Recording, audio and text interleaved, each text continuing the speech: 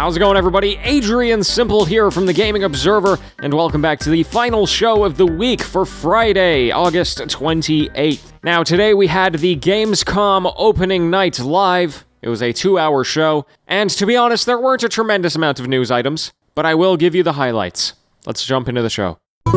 So, this Gamescom event is going to be happening over the whole weekend, but this first night in particular was especially hyped up for the past few weeks, promising announcements and new looks at games, but I can't say that there was anything major. Please do make sure that you check out the recap articles, or if you hear anything that you're interested in, then make sure you check it out. But I'm not going to be able to tell you absolutely everything, but there also wasn't any major headlines. So anyway, there were announcements of some brand new content. So Sam and Max is going to be getting its first entry in 10 years, though it's going to be a virtual reality game.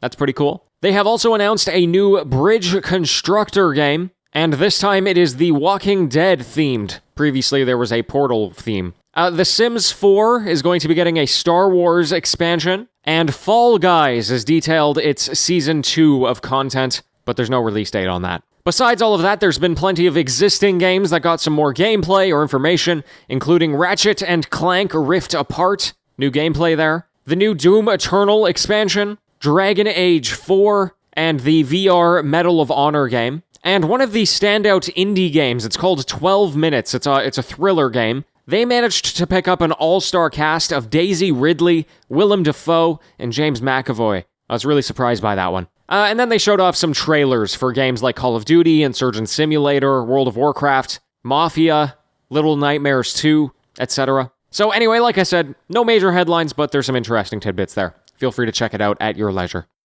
In the most bizarre pre-order strategy I've ever seen, Sony has now opened up potential for customers to shell out money on a PlayStation 5. However, for those of you who are interested in that, there are a great deal of caveats for who is eligible. So first of all, the offer is limited to customers in the United States, and it's on an invite-only basis.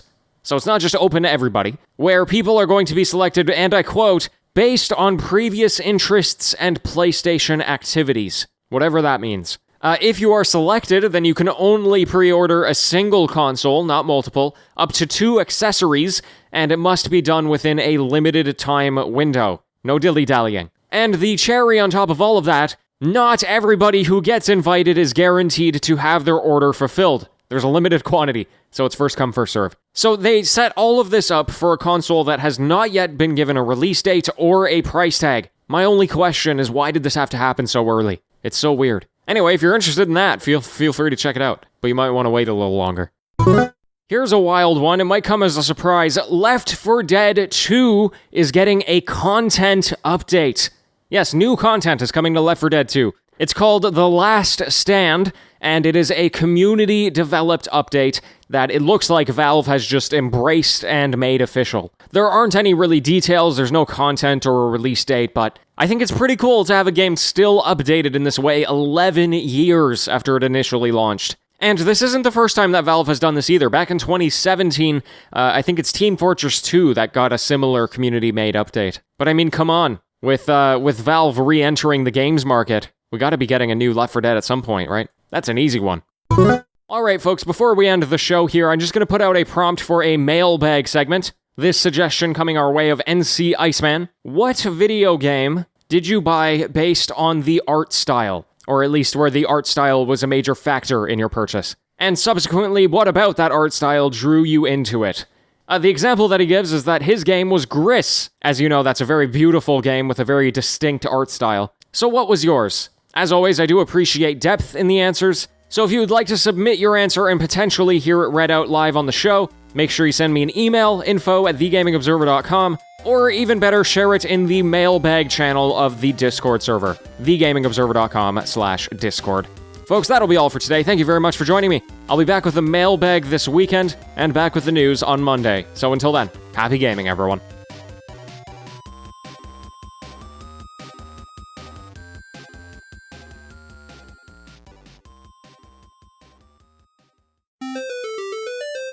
It's the TGO After-Show. Welcome, welcome. So, I've been talking to you a while about how I'm trying to venture into the world of video games while being a busy person. And I have done things like upgrade my Xbox Game Pass and subscribe to the Google Play Pass on my phone. And I'm trying out a lot of different things, right? And then ultimately what I found myself doing these past couple of days is just playing Minecraft again. I think it was asked recently, what is the game that I've put the most number of hours into?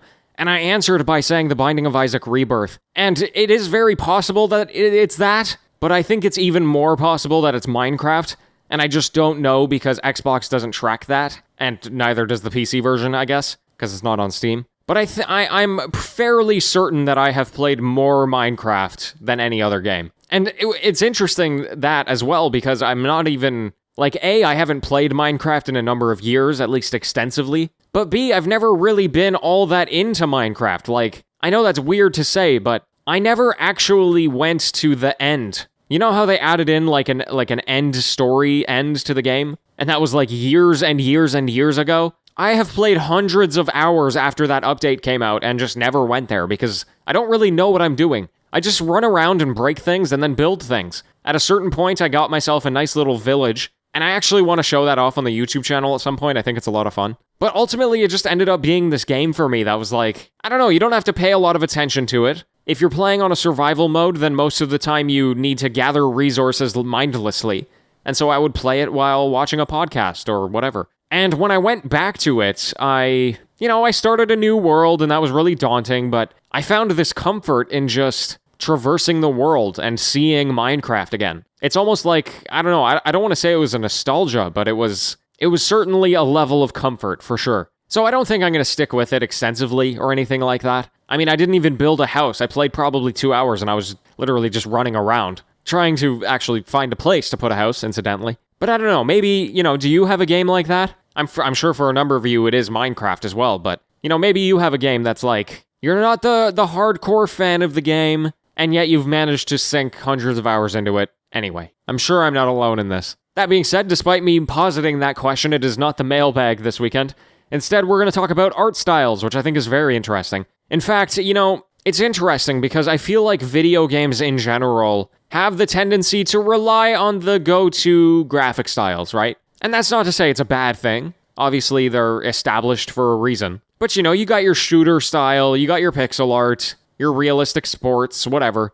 And I feel like developers don't tend to push the boundaries all that much, but then you get these absolutely beautiful games like Gris, as mentioned. I'm also thinking about something like Return of the Obra Dinn, which, I mean, don't get me wrong, it's got a great art style, but I don't think anybody sees that and is like, oh, I'm going to buy the game for the art style. But it managed to, pull off something unique and distinct, and something that nobody else is doing. And I want to see that way more often than it actually happens. So I'm hoping from this weekend that some games are going to be brought to light that maybe I haven't seen before or haven't really thought about before, where, hey, they put a lot of focus into the art here. So let me know what you come up with. Anyway, folks, thank you very much for tuning in. Be back with the news on Monday. Oh, and also huge shout out to everybody who subscribed to the newsletter. It's officially been 1 week of the newsletter, and it's going extremely well. Anyway, until next time, farewell.